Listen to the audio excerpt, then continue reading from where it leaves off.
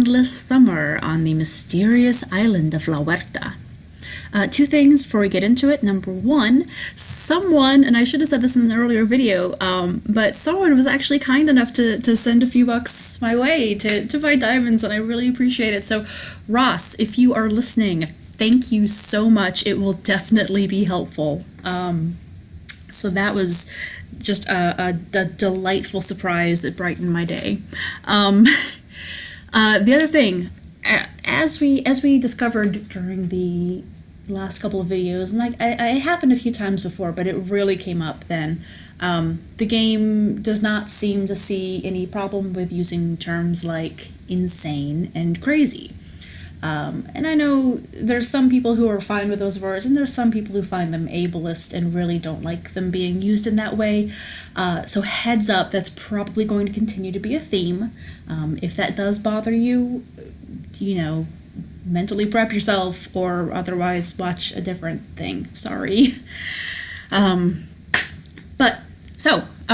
in chapter 8, when last we left our heroes, they were going to go see if there was an observatory up on the volcano that could be used to send a message to the mainland. So let's see how that's going.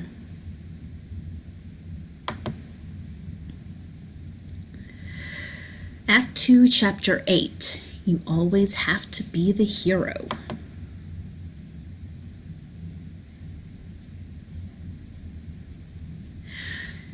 Alright, so we're at a football game, not on the islands. Probably a dream or a flashback, we'll see.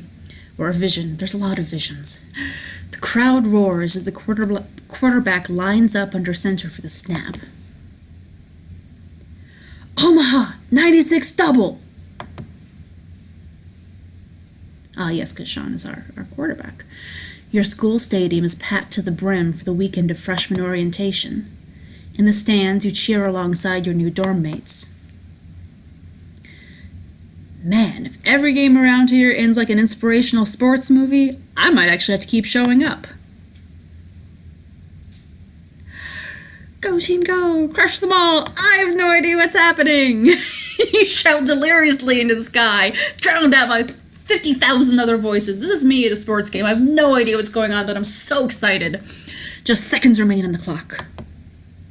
Freshman Sean Gale surveys the opposing defense and taps the shoulder of his left tackle, a fellow freshman. Watch the weak side. Linebackers on a delayed blitz. See, I have no clue what that means. That could be gibberish. I wouldn't know. Ah, it's Craig. I see him. Hut, hut, hut!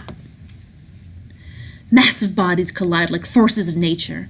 Gale sprints left. The linebacker hurtles toward him for the tackle. And so does the free safety. Damn it, there's two of them. I can block them both. Follow me. Hisao summons all of his strength and pancakes the linebacker into the safety. Woohoo! Oh, yeah! Ha! Told ya, Sean? He looks back. Gale has already run the other way, going totally on his own. Gale stiff arms a cornerback, hurdles a linebacker, and leaps toward the goal line. A defender blindsides Gale in midair, cracking his back. Come find me, Shams. What? You look to your side. Diego is gone. Everyone's gone. The stadium's empty except for... Come find me. You're suddenly in the sprawling rainforest of La Huerta. Vines wrap around Estella, dragging her back into darkness.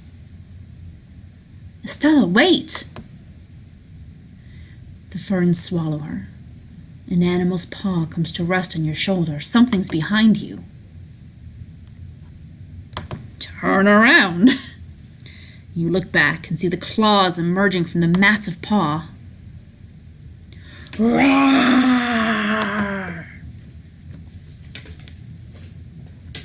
You snap awake, sweating through your bed sheets. You look at your shoulder and find a paw still there, a tiny blue one. 1 second.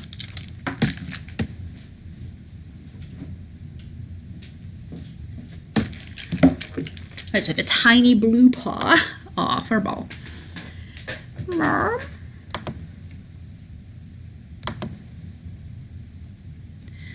Don't worry, furball.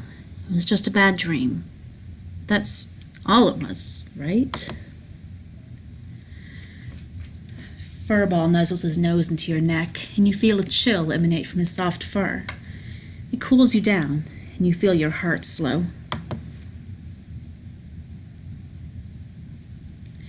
Outside, it's still dark. The horizon is only just beginning to tinge orange with the dawn. Estella's been gone for 2 days now. I hope she's okay out there.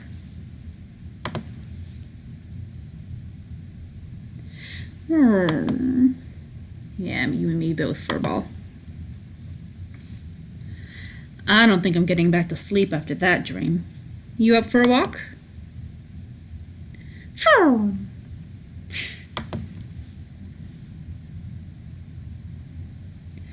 You wander the halls, half awake. You're not sure where your feet are carrying you. You hear a rustling coming from an ajar suite door. Sean? Sean looks up. On the bed is a backpack nearly full of supplies. Hey. Where are you going at this hour? I'm guessing you're not hitting the gym. Going to the observatory, Shams. See if we can call for help with the satellite uplink. And I'm going alone. I was hoping to head out before anyone could stop me. Alone? But why? I don't want anyone else getting hurt out there. Better just get this done myself. He slings his bag over his shoulder and tries to pass you, but you're blocking the doorway. He stands close. You look up to meet his eyes. I can't let you do this alone, Sean. I don't want to lose you. It would be really sweet if we were romancing him, but we're not, so this is too important to rely on one person. I know it's important, but it's risky too. I can do this. There's no reason for more of us to be in danger. Just yesterday, you were pissed off because nobody was doing their part, and now you're trying to take on the whole load by yourself? Why not let people help if they want? Sean looks back to the window. In the distance, the massive volcanic cone of Mount Atropo is silhouetted by the warming sky. Somewhere high up in the shadows, the La Huerta Observatory waits. Okay, Shams, you can call the play.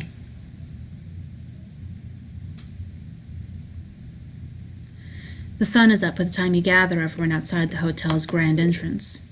Many of your classmates rub their eyes tiredly. Yeah. This is way too early to wake up after a meal like last night. Seriously, I need at least 14 to 18 more hours of sleep before I'm out of this food coma.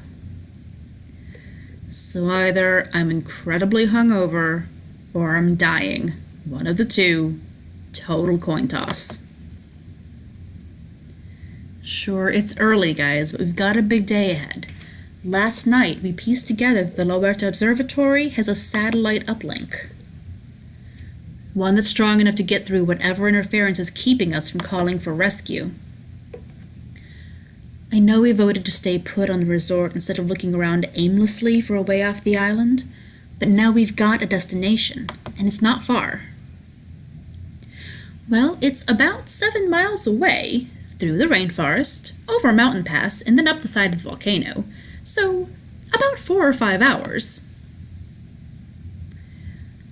Honestly, this is going to be extremely dangerous. We've been over the risks. Anybody who goes should know what they're getting into. Shams, are you trying to frighten everyone? Yeah, basically. I'm not gonna lie to my friends. Sham's right. It's safer for everyone here. If I go now, I can get back well before nightfall. We really don't need more than one person to go. Pfft. Do you even know how to operate a satellite uplink? Do you? I'll let the FBI answer that for you. I'm coming. Otherwise, it's a waste of damn time. I'll go too. You will? I interned at a Hawaiian observatory sophomore year. I might be able to help you find your way around. Grace, are you sure? Yeah, she's sure, and I'm coming too. Since when do you want to help get us out of here? Since my bro Sean decided on this craziness. If you're putting your life on the line, I'll be there clearing the way. Always, dude. Thanks, man. I'm sorry. The bromance between Sean and Craig, it just touches my heart at every step. Craig's not even a nice guy, but I've woobied him so much because of the way he's so loyal to Sean. Well, then I guess I'm going. Oh, really? We're going to be nice. Great. Great. We're glad to have you, Michelle. I know you'll be a big help. Sarcasm isn't clever, Shams. Oh, you were serious. Then thanks. You sure you don't want to hang back? I'm not sure there's much you could do to help. Shams believes in me. Why don't you, Sean? It looks like we have our group. Excellent. Everyone gather your things. We'll leave in 5 minutes. As Lila walks away, Zahra approaches you and nods toward the guide. Yo, ditch the hummingbird. Who? Lila. I don't want her coming with us. I don't trust her. She worships Rourke and his whole company. Whatever happened here, it's bad news for them. If she has to choose between us and him, guess who she picks. Besides, she's so happy. So? No one's that happy naturally, Shams. No one. Lila skips back toward you, carrying a bag. What do I tell her? As if I care. Hi guys, all set? Lila, I need you to stay here with the others.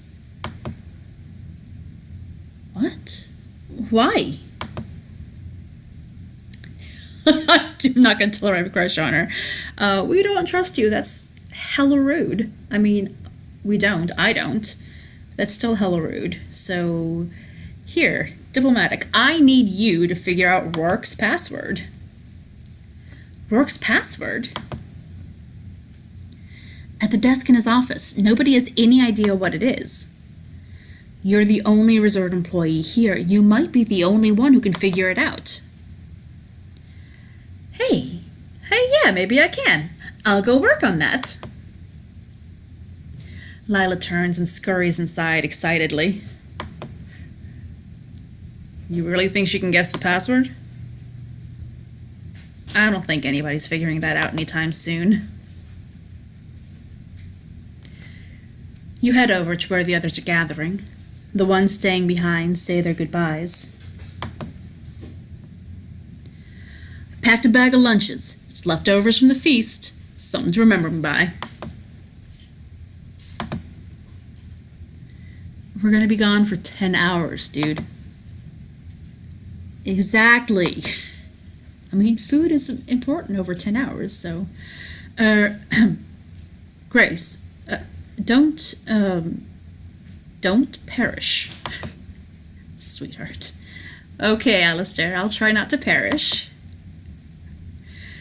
Grace hugs Alistair, her head only coming halfway up the tall man's chest. Appreciate the embrace. A hand touches your arm. Be careful out there, okay, Shams? You can't just leave me where things left off. Oh, maybe we can pick it back up when we're rescued. I like that. Jake's lying on an outdoor bench, nursing a hangover with a black coffee. He raises it in a salute. Yep, good luck not getting yourselves all killed.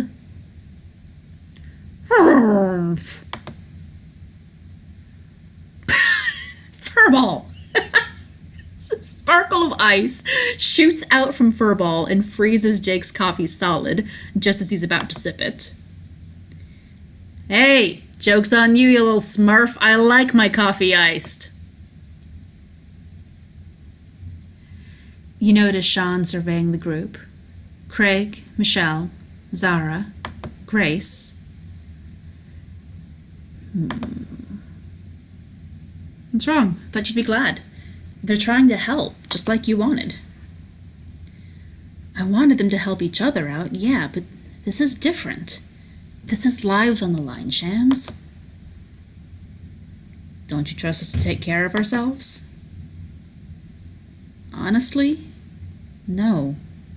And maybe it's overconfidence, but I wasn't worried about me going alone. But a group this big, I feel you, Sean. I do. I'm not an athletic survivor type or anything, but I would feel much more comfortable by myself in this situation than trying to get everybody through there alive. Maybe if we had someone with a few more survival skills to get us through. Sean's eyes fall on Jake, who's now in a tug-of-war over the coffee mug with Furball. You're talking about Jake. Can't stand the guy, but he's got more training than the rest of us combined. He won't listen to me. But maybe he'll listen to you. This journey will last the rest of the act. Do you want to bring Jake with you or leave him behind? Y'all know I'm trash for this boy. Of course we're bringing him, even though he's a whiny child when he gets into a fight. I don't care. We're bringing him. I like him. Bring Jake along.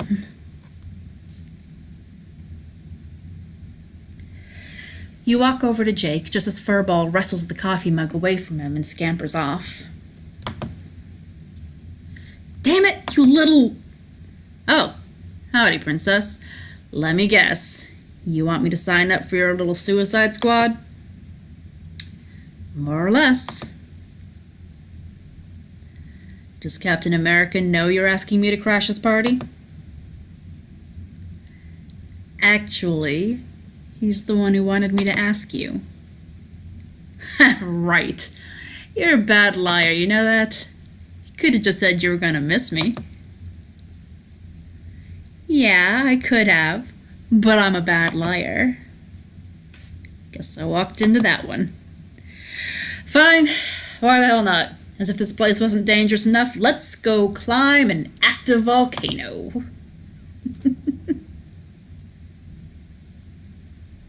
See, I like that Jake is actually much more willing to do stuff and help out if you ask him, as opposed to getting in his face and trying to start a pissing contest. Not that I blame Sean. I don't. But yeah, they were both not behaving well. A couple hours later, your expedition trudges through the sweltering rainforest, passing by the emergency shelter on your way toward the mountains. Whew, hotter than a Turkish bath out here. You hang out at Turkish baths a lot, Top Gun. Wouldn't you like to know? You know, if you're hot, you could always just take off your shirt. You bring me out here just to ogle me? Maybe. Not that easy. You gotta wine and dine me first. I can do that. How's everybody holding up? We should probably break to eat. Grace opens up the bag of leftovers Raj gave your group. Ah! She throws the bag on the ground. What is it? Everything's all moldy. Ugh, gross. Furball sniffs the plastic-wrapped food and backs away in disgust. What the? We just left. The food's not even a day old. How did it get so moldy? I know it's humid as hell out here, but that doesn't seem possible. Hell no. No way I'm making another 8 hours of hiking without lunch, bro. Maybe we'll find something at the observatory. I wouldn't risk eating any berries or fruits we find. This island is too weird. Groaning, your group pushes on.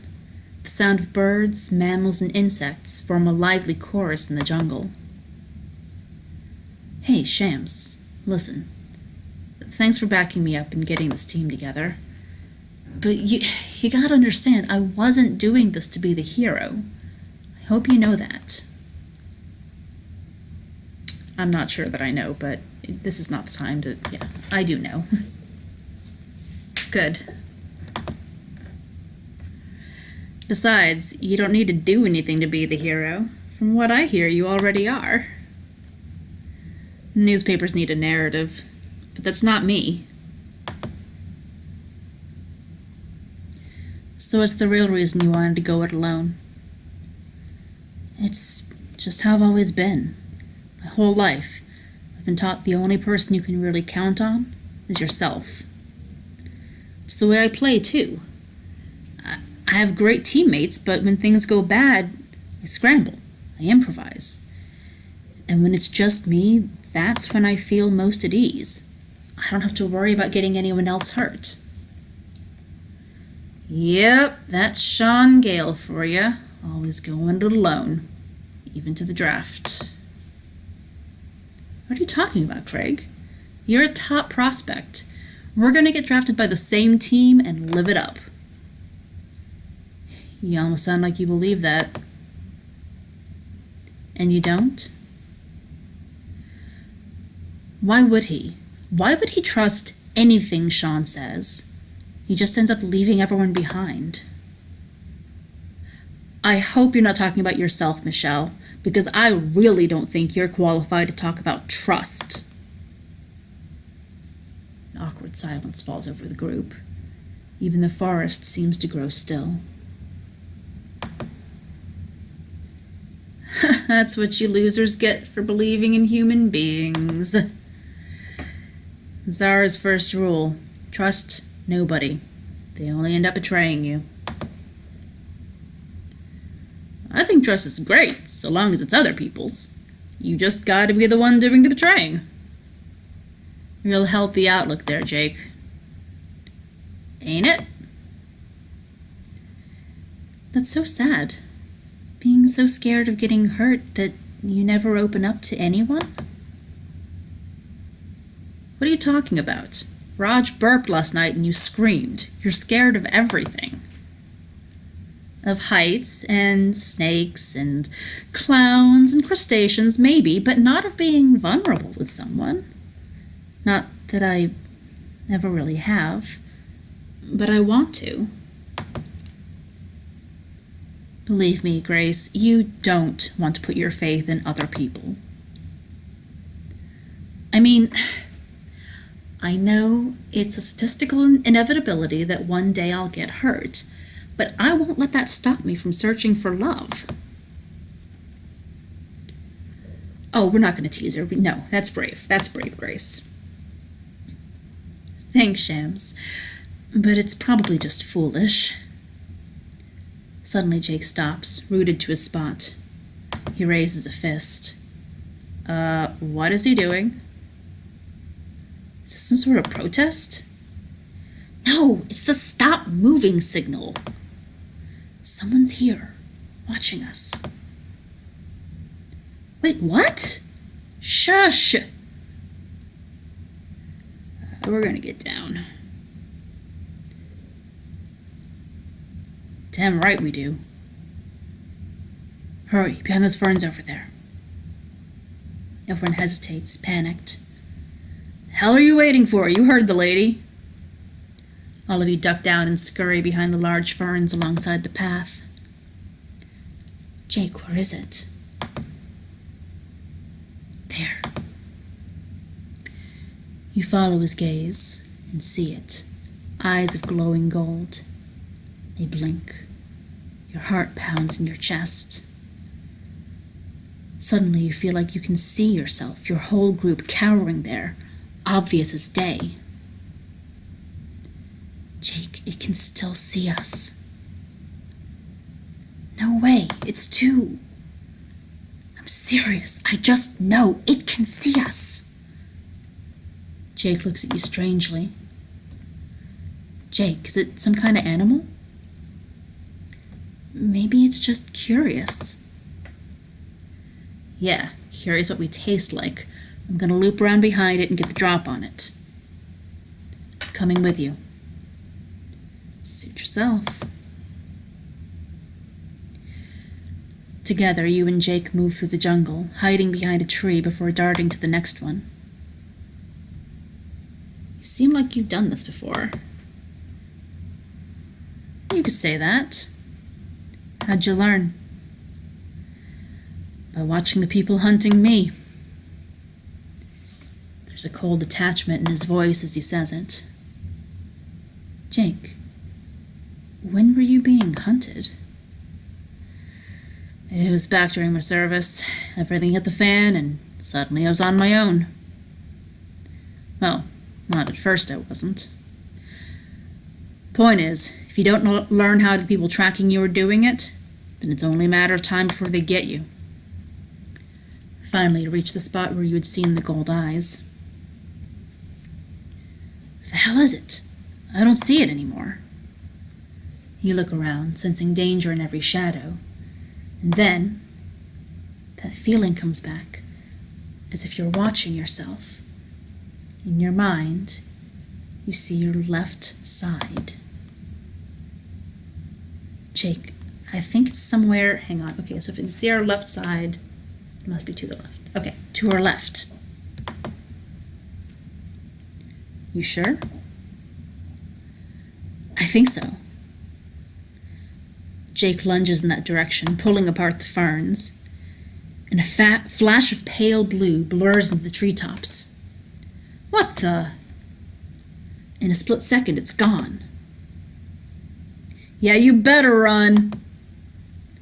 You okay, Shams? Whatever that was, I don't think it wants any part of us. But what was that thing?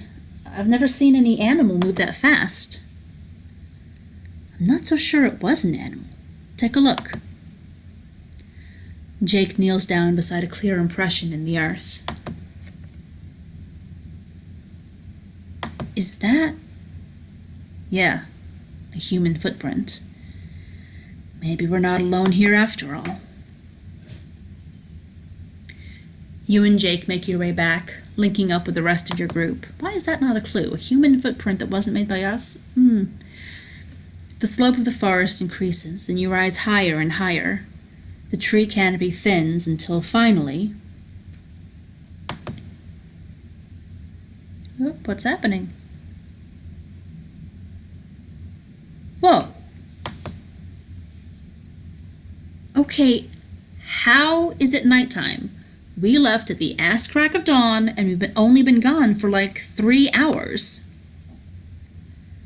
My phone says it's 9 p.m. right now, but it should only be about 9 a.m. I am not nearly drunk enough to have just lost 12 hours. We have to stay focused. What matters is getting to the observatory. We call for help, we get rescued, we go home. This must be the mountain pass. Once we get past this, we should be at the volcano. Zara kicks a small rock over the edge of the cliff and watches it drop down into a churning river far below. She whistles. Hey Grace, didn't you just say you were scared of heights? Come check this out. What? No, no way. Zara laughs as she leans over the edge, wind blowing through her hair. Ah, come on. Best way to overcome your fears is to face the... Suddenly, a massive red claw appears from behind the cliff, its sharp pincers moving towards Zara's head. Look out! Zara looks and sees the claw about to close on her. She scrambles back just before it snaps shut, nearly decapitating her. Holy hell! What is that? An enormous red shell, 4 feet across, rises over the cliff's edge, carried by spindly, armored legs. Several pairs of dead, black eyes gaze upon you, and a grotesque mouth gnashes its fangs. Oh, it's your buddy from your dream. Click, click, click. That is too big. I've eaten crab before, and crabs are not that big. Honestly, right now I miss the saber-tooth. The crab's legs click as it draws closer, snapping its colossal pincers.